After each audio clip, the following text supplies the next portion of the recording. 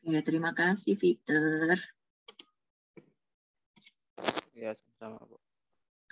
Sekarang ini ada rancangan pembelajaran inovatif di sini ya. Nah, ini di rancangan pembelajaran inovatif akan berisi atau membelajarkan kita cara membuat perangkat pembelajaran di mana perangkat pembelajarannya itu sesuai keterampilan belajar abad 21. Seperti yang kita kenal, keterampilan belajar abad 21 kan ada 4C ya, biasanya kita kenal ya.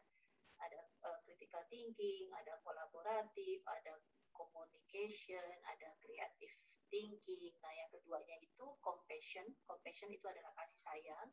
Dan yang terakhir adalah computational logic. Jadi kita mau para peserta didik itu tidak hanya dia kritis kreatif, mampu berkomunikasi dan mampu berkolaborasi dengan teman-teman lainnya, tetapi kita harapkan juga dia bisa memiliki logika seperti seorang programmer komputer. Itu adalah computational logic. Artinya dia mampu menganalisis atau melihat suatu persoalan dilihat sampai pada detail-detailnya. Ya, begitu juga ada kasih sayang, berarti ada interaksi sosial di dalamnya. Untuk mewujudkan hal itu, bisa kita lihat dari rumusan tujuan pembelajaran yang nantinya Anda buat di dalam di dalam RPP, maaf.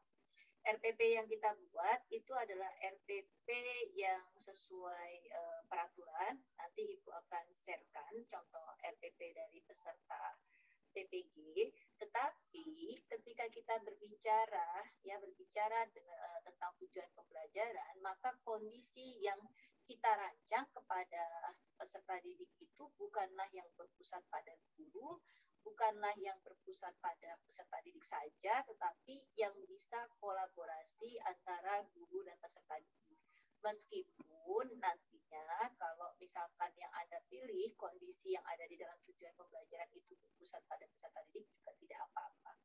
Ini adalah salah satu contoh dari rumusan tujuan pembelajaran di mana dia berpusat pada guru, siswa, dan terjadinya kolaborasi. Itu terlihatnya dari mana? Terlihat dari kondisi tujuan pembelajaran yang ada di dalamnya, ya. Melalui kegiatan ceramah, di sini mestinya melalui kegiatan ceramah guru tentang tumbuhan, siswa dapat menyebutkan 6 kata tanya dengan tepat. Ketika condition itu ada kata guru di dalam condition pembelajaran di sini, ini menunjukkan bahwa ini bukanlah tujuan pembelajaran yang diharapkan pada kurikulum 2013. Begitu juga ketika ada pernyataan setelah guru memaparkan materi secara lisan, ini juga gurunya yang aktif dan bukan ini yang diajarkan di dalam kurikulum 2013.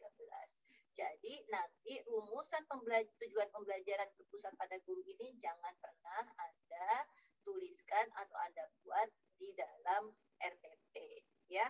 Yang boleh Anda buat adalah yang berpusat pada peserta didik. Contoh, setelah mengamati gambar tumbuhan, siswa dapat menyebutkan 6 kata tanya dengan tepat. Ini benar. Setelah membaca teks PowerPoint di layar, siswa dapat membuat kalimat tanya menggunakan kosakata baku dan kalimat efektif dengan benar. Ini juga tepat. Jadi kedua hal ini bisa Anda tuliskan atau Anda kembangkan di dalam RPP. Yang perlu diingat sekarang adalah Anda harus memasukkan unsur TPACK, ya, TPACK. TPACK itu artinya Technological, Pedagogical, Content Knowledge. Bahwa kemampuan guru sekarang ini tidak hanya dia mampu menguasai bidang materi, tetapi juga harus mampu menguasai ilmu-ilmu pedagogik dan terutama teknologi. Nah, karena ada tuntutan teknologi di dalam RPP abad 21, maka paling tidak di serangkaian tujuan pembelajaran yang Anda buat, Anda harus memasukkan kata PowerPoint atau kata video atau kata media Google Classroom di dalam kondisi yang ada di tujuan pembelajaran. Dan mutlak wajib Anda membuat tujuan pembelajaran harus berbasiskan rumus A, B, C, D, ya.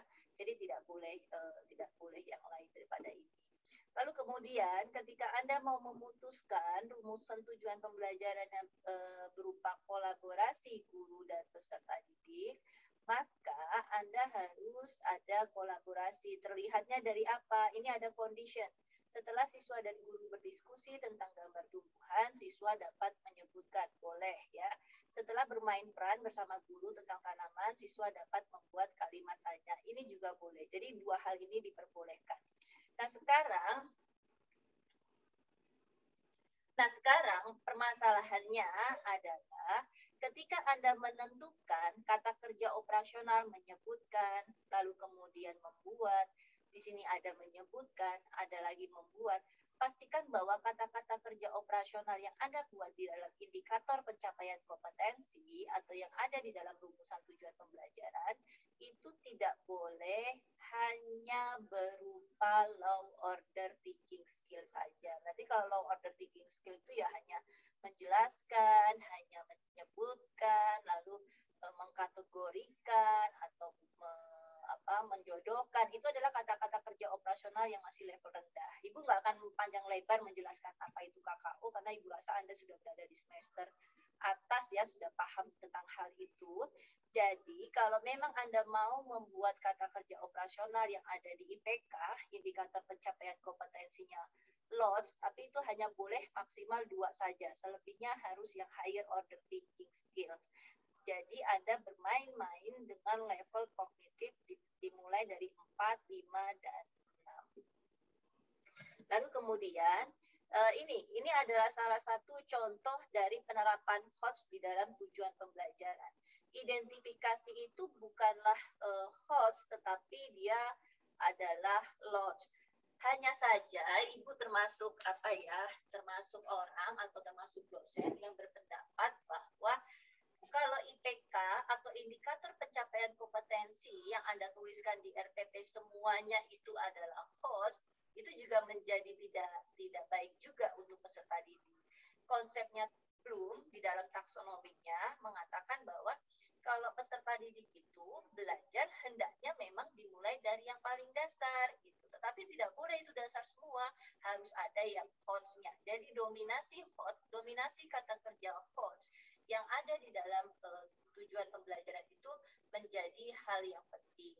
Sehingga kata mengidentifikasi, misal kita bisa ubah dengan kata membandingkan. Lalu kemudian kata menyebutkan, kata kerja menyebutkan bisa kita ubah dengan kata menilai bentuk supaya HOTS-nya terlihat.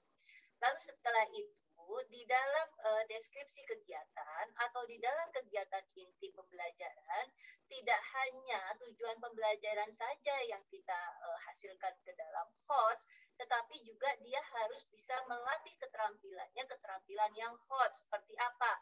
Ada critical thinking dan ada problem formulation. Jadi nanti catatan untuk Anda wajib di dalam kegiatan inti pembelajaran harus berupa unsur-unsur 4C. Nggak perlu 6C deh, Ibu berikan keringanan.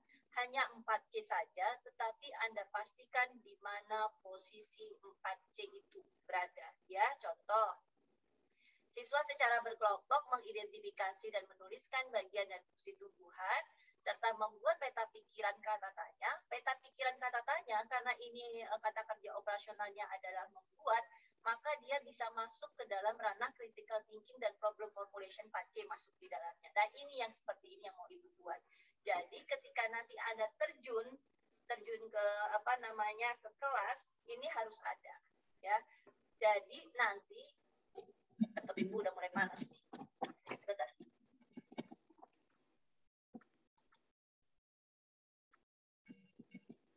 Ibu katanya peta nggak kedengeran, Bu. Hah? Kecil Katanya Bu, peta nggak saya. kedengeran. Sih, Flo.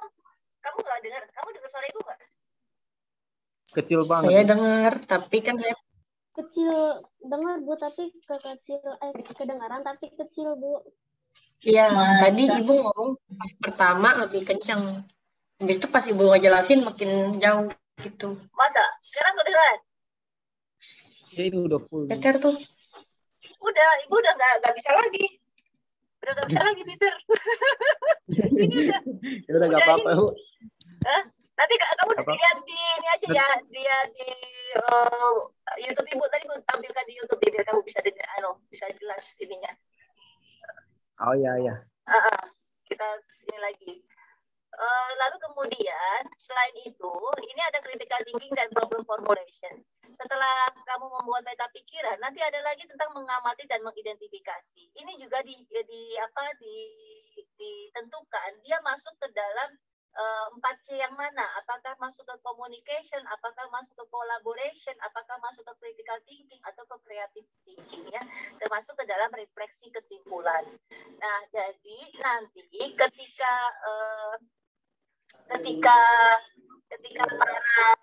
kamu sedang mengajar, kamu harus membuat ini. Jadi nanti akan ada kumpulan perangkat pembelajaran. Ibu nggak mengatakan kumpulan RPP, tapi kumpulan perangkat pembelajaran yang dimiliki oleh misalkan yang dimiliki oleh Flo, yang dimiliki oleh Peter. Nah, itulah yang nanti akan menjadi produk akhir dari mata kuliah ini, ya. Nanti dibundle jadi satu laporan.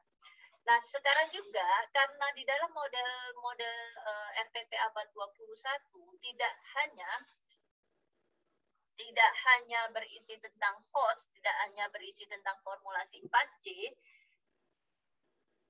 kita memasukkan unsur TIPEC-nya, teknologinya, seperti tadi sudah Ibu kemukakan di depan. Maka di dalam tujuan pembelajaran, ketika kamu bilang melalui kegiatan membaca buku teks, ini belum TIPEC, tidak ada unsur teknologi di dalamnya. Yang ada adalah melalui kegiatan mengamati video tentang tumbuhan. Kalau misalkan Anda menggunakan WhatsApp group di dalam kelasnya, maka Anda bilang melalui kegiatan mengamati video tentang tumbuhan yang di-share melalui yang di-share dengan WhatsApp group, itu jadi dibilang supaya kelihatan teknologinya. Kan kita daring sekarang ini ya. Jadi RPP atau kegiatan pembelajaran yang kita buat adalah kegiatan pembelajaran daring, bukanlah luring. Sehingga yang namanya kegiatan membaca buku teks, bertanya jawab dengan guru, ini dihindari. Buatnya yang seperti ini. Ya, boleh di sini ada media Google Classroom, atau bisa juga menggunakan Kahoot, atau menggunakan Quizzes, atau menggunakan Edmodo, terserah. Tapi memang ketika nanti pada saat penerapannya, ketika Anda membelajarkan ke siswanya, benar-benar media ini memang Anda buat, ya. Lalu kemudian ini adalah deskripsi kata kerja yang masih sama ini. Ini cuma bedanya di sini adalah pada kegiatan pembelajarannya, siswa menyimak penjelasan guru tentang kata tanya di papan tulis dan buku siswa. Nah, ini tidak bisa. Sekarang di RPP daring ini tidak boleh ada kata-kata ini karena kita menggunakan Zoom meeting. Bersyukur juga ya, alhamdulillah SD tersebut sudah bisa menggunakan Zoom meeting secara penuh. Lalu kemudian juga nggak ada lagi di papan tulis juga tidak ada. Jadi Anda boleh bilang bahwa kegiatan pembelajaran itu misal siswa menyimak penjelasan guru melalui media pembelajaran tayangan PowerPoint. Atau melalui Zoom meeting diberikan tayangan PowerPoint kepada siswa. Itu juga boleh. Jadi usahakan kalau misalkan Anda menggunakan Google Form untuk LKPD atau untuk evaluasi hasil belajar, itu juga dituliskan di dalam kegiatan pembelajarannya ya. Lalu sekarang adalah ini 4 unsur utama dalam keterampilan belajar abad 21, creativity, collaboration, critical thinking, dan communication. 4 hal ini yang wajib harus ada di dalam RPP Anda. Nanti Ibu akan ngecek satu persatu apakah unsur-unsur ini ada semua di dalam kegiatan pembelajaran Anda. Dan ada model-model pembelajaran yang digunakan di dalam RPP Kurikulum 2013, itu adalah problem-based learning, lalu project-based learning, discovery, inquiry, cooperative learning, gitu ya. Itu jadi model-model yang bisa Anda gunakan. Lalu ini contoh-contoh kegiatan pembelajarannya masih sama seperti tadi. Ini masih scientific tapi mengamati. Ini belum sampai pada HOTS karena kalau HOTS itu siswa tidak hanya menyimak. Ini boleh dilakukan kegiatan pembelajaran. Tidak semuanya siswa itu membuat, tapi ada beberapa bagian di mana siswa itu boleh tidak HOTS, tetapi selebihnya HOTS ya. Jadi nanti RPP Anda selain menggabungkan 4C juga harus ada 5N-nya. Mengamati, menanya. Jadi ada Ada 9 hal atau 9 konsep yang harus ada di RPP Anda. Mengamati, menanya, menalar, mengkomunikasikan gitu ya. Segala macam itu harus ada, yang scientific, lalu kemudian creativity, communication, collaboration, itu juga harus ada. Jadi Ibu mau Anda ketika mengajar di dalam kelas bukan tanpa adanya pegangan. Kita tidak lagi, maksudnya kita tidak terlalu sangat minta bantuan kepada guru pamong. Kalau bisa kita jadi inovator di situ ya. Anda juga pegang. Jadi nggak hanya ikut guru. Meskipun nanti barangkali misalkan di dalam kelas itu Anda baru menyimak saja nggak masalah gitu. Tapi paling tidak Anda punya perangkat atau punya senjatanya untuk ngajar di dalam kelas. Ini kemudian kita lihat ini adalah kemampuan yang sebenarnya ingin diharapkan, ya ada literasi numerasi, ada literasi digital. Ini adalah 6 literasi dasar yang sekarang ini sedang digaungkan oleh Kemendikbud. Tetapi Anda bisa misalkan di dalam kegiatan pembelajaran Anda berfokus hanya cukup pada literasi membaca dan digitalnya saja ya. Biasanya di tahap-tahap awal atau di kegiatan pendahuluan itu ada tentang membaca buku cerita. Itu namanya mengajarkan anak atau melatih anak untuk memiliki hobi membaca atau literasi membaca. Ya, ini adalah PPK, nggak perlu dijelaskan lagi di sini. Kita langsung masuk ke dalam contohnya saja. Yang membedakan antara KTSP dengan kurikulum 2013 adalah pada degree ya, degree yang ada di dalam tujuan pembelajaran ini. Kalau dulu KTSP cenderung semua tujuan pembelajaran degree-nya itu dengan benar, dengan tepat gitu ya. Nah, sekarang di dalam kurikulum 2013 karena posisi nomor 2-nya itu adalah sikap sosial dan kita harus ada nilai-nilai PPK di dalamnya, maka kita bisa mengubah degree yang ada di tujuan pembelajaran ini menjadi nilai-nilai PPK. Misalkan tadi secara teliti, ya, dengan sikap kemandirian dan kedisiplinan, dengan cermat, dengan percaya diri, dengan disiplin, itu boleh. Jadi tidak harus semua tujuan pembelajaran itu mengarah kepada ranah kognitif saja, karena ingat akan ada sikap sosial yang dinilai dari siswa.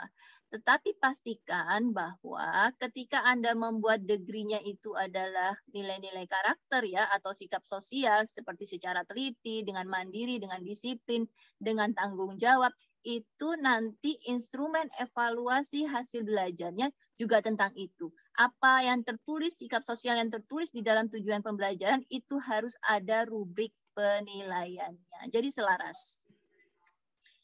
Kita lihat sekarang di dalam kegiatan pendahuluan ya, religius PPK bisa dilihat dari berdoa. Ini adalah wajib, harus ada nanti di RPP Anda. Lalu kemudian kita buat di sini memeriksa kerapihan diri dan disiplin, semuanya ada di sini ya, dia termasuk ke dalam kemandirian PPK. Nah, nanti untuk bagian penentuan PPK nasionalisme ini nggak perlu dituliskan begini. Yang Ibu minta hanya di dalam kegiatan inti saja. Anda menuliskan yang mana 5M, yang mana 4C ya. Tapi kalau untuk yang begini-begininya nggak usah.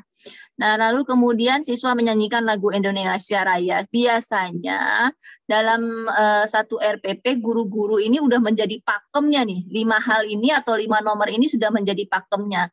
Jadi Ibu izinkan Anda menuliskan kembali saja seperti ini, tidak masalah karena itu memang sudah menjadi pakem biasanya.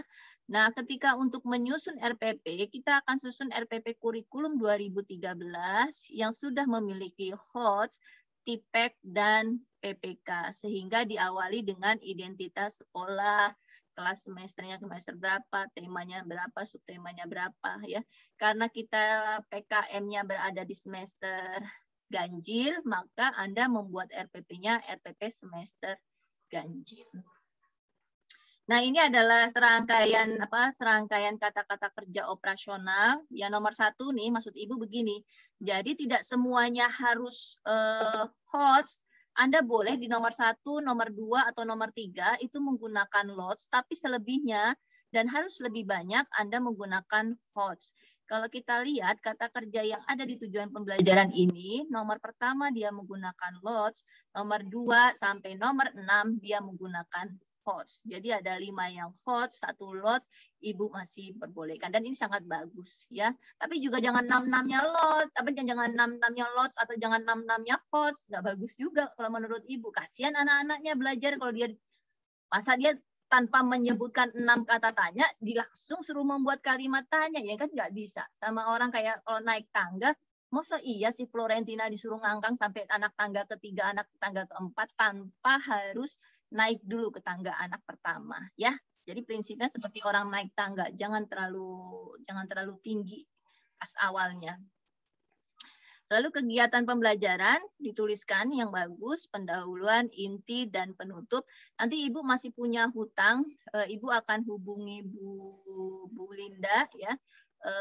Berapa banyak RPP atau berapa banyak perangkat pembelajaran yang harus Anda buat dalam satu program PKM, tetapi yang jelas adalah ketika Anda membuat perangkat pembelajaran itu, sebaiknya ada kelas rendah dan kelas tingginya. Nah, nanti di antara kelas rendah dan di antara kelas tinggi, mana perangkat pembelajaran yang akan dijadikan latihan terbimbing dan latihan mandiri, itulah yang akan Ibu lihat nantinya. Ya, nanti Ibu telepon lagi Bu Linda. Tadi Ibu putus Bu Linda. Oke, sampai di sini ada pertanyaan dulu untuk tugasnya. Tugasnya RPP sampai evaluasi ya. Bukan RPP yang kayak sekolah. Ya, boleh dia. Kalau tujuan pembelajaran itu ada ininya nggak sih Bu? Jumlahnya gitu, ada jumlah idealnya nggak sih? Apa harus 6, 7, apa berdasarkan sama KD-nya Bu? Tergantung KD-nya. KD-nya misalkan atau tergantung jaringan temanya. Di dalam satu pembelajaran itu jaringan temanya ada berapa muatan pelajaran. Misalkan ada 2 atau 3. Coba Ibu share ya sekarang ya contohnya. Punyanya Bu Okta. Bu Guru Okta kita pakai. Tunggu sebentar dia. Mana kok blank? Laptop Ibu kok blank.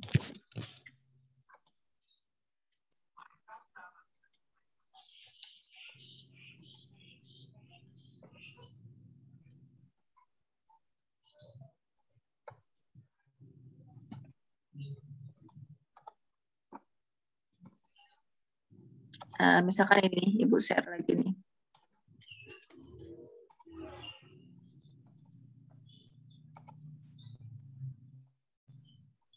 Nah ini RPP-nya Bu Okta ya, beliau adalah ibu guru dari SD Ragunan ya. Kita buatnya nanti seperti ini, identitas, KI, posisinya juga sama. Nah pertanyaannya dia, berapa banyak tujuan pembelajaran, itu kita lihat dulu. Pertama yang kita lihat adalah berapa jumlah muatan pelajaran. Bahasanya kurikulum 2013 bukan mata pelajaran ya, tapi muatan pelajaran. Ada berapa banyak muatan pelajaran dalam satu hari itu bisa dilihatnya dari mana? Dari jaringan tema yang ada di buku guru. Dan nanti dilihat, hari ini karena muatan pelajaran yang akan diajarkan itu adalah matematika dan bahasa Indonesia, maka kita tuliskan KD-nya cukup 1 ya. Dan ini semuanya ada di buku guru. Ini kita tinggal memindahkan saja. Nah, tugas kita bersama sebagai seorang guru adalah menentukan indikator pencapaian kompetensinya saja. Indikator pencapaian kompetensi ini tidak boleh hanya satu rumusan. Semakin sulit kompetensi dasar yang harus dikuasai biasanya akan semakin banyak ya, akan semakin banyak rumusan indikator pencapaian kompetensinya. Tapi pada dasarnya ketika Ibu memeriksa RPP untuk peserta PPG, nanti di instrumen penilaiannya itu sudah menggunakan 2 atau lebih indikator pencapaian kompetensi. Biasanya berbunyinya begitu, sehingga di dalam indikator atau di dalam IPK ini ada minimal 2 rumusan tujuan pembelajaran. Dan nanti misalkan ini contohnya, ini ada 3 rumusan, ini ada 2 berarti ada 5 ya. Di sini ada 3, ada 8 berarti 9. Nah, ini masih kurang, tambahin 1 lagi, nanti taruhlah 10 ya. Ada 10, maka di sini tujuan pembelajarannya juga harus 10. Harus selaras antara jumlah rumusan IPK dengan jumlah rumusan tujuan pembelajaran.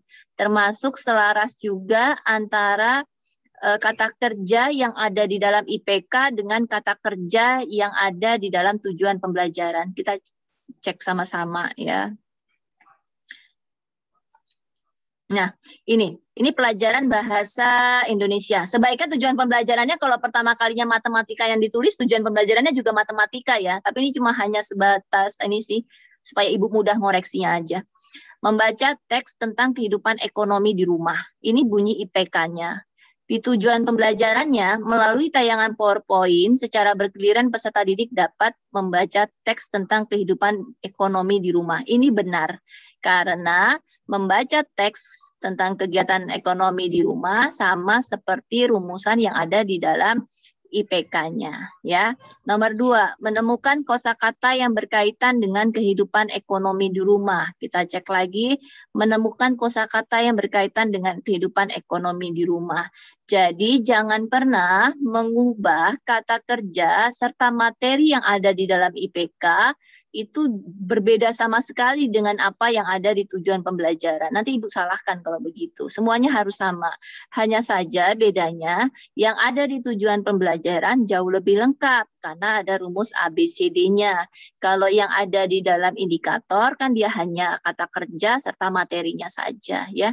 Karena semua total IPK-nya ada 8 butir, maka ada 8-8-nya ditulis di dalam tujuan pembelajaran. Nah, ini karena ada tayangan PowerPoint, tapi tidak terlalu banyak, ini teknologi di sini, jadi saran Ibu, dari misalkan 8 tujuan pembelajaran yang dibuat, 4 lah dibuat tipeknya ya, jadi jangan semuanya membaca teks bimbingan guru, ya harus ada apalah dengan melalui media Google Classroom, atau melalui tayangan video di YouTube, tayangan video tumbuhan di YouTube gitu ya, jadi biar lebih relevan. Nah, ini adalah karakteristik peserta didik yang diharapkan. Ini adalah 6 sikap sosial ini yang nanti akan ada evaluasinya ya, nanti Anda jabarkan di situ. Lalu kemudian ini adalah materi pembelajarannya, ini metodenya, model. Karena dia memilihnya adalah problem based learning, maka pastikan bahwa problem based learning ini ada di dalam kegiatan pembelajarannya juga. Ibu nanti juga akan melihat keselarasan atau keserasian antara PBL dengan kegiatan pembelajaran Anda ya. Makanya kalau PBL dicek sintaksnya atau langkah-langkahnya PBL itu seperti apa. Lalu kemudian ini adalah RPP daring. Jadi RPP yang dipakai PPG adalah daring. Sehingga dia mengkondisikan kelas ya, misal melalui aplikasi WhatsApp grup kelas, guru menginfokan kepada peserta didik tentang apa saja yang diperlukan untuk pembelajaran berikutnya, video conference melalui Google Meet, dan mengirimkan link web Google Meet, karena dia pakainya Google Meet. Kalau Anda pakai Zoom, maka link Zoom lah yang Anda berikan kepada siswa. Ya, di sini ada religius, ada peduli, religius, dan disiplin. Ini adalah sikap-sikap sosial yang nanti akan dinilai dari siswa sampai ada lagu Indonesia Raya seperti yang tadi Ibu kemukakan bahwa biasanya pakemnya itu udah seperti itu. Ya, yang hanya berbeda adalah di sininya, di kegiatan intinya. Nah, di kegiatan inti ini yang Ibu mau dari Anda, seperti tadi yang Ibu bilang harus ada ini, coba sebentar Bu Okta, ada ininya enggak? Dia ada mengkomunikasikan, mengamati, menanya. Nah, ini seperti ini ya, harus ada mengamati, menanya, mengkomunikasikan, menalar. Lalu kemudian ada peserta didik mengerjakan LKPD. Kalau dia pakai link Google Form juga dimasukkan di link Google Form itu. Oh, tapi Bu Okta belum menuliskan 4C.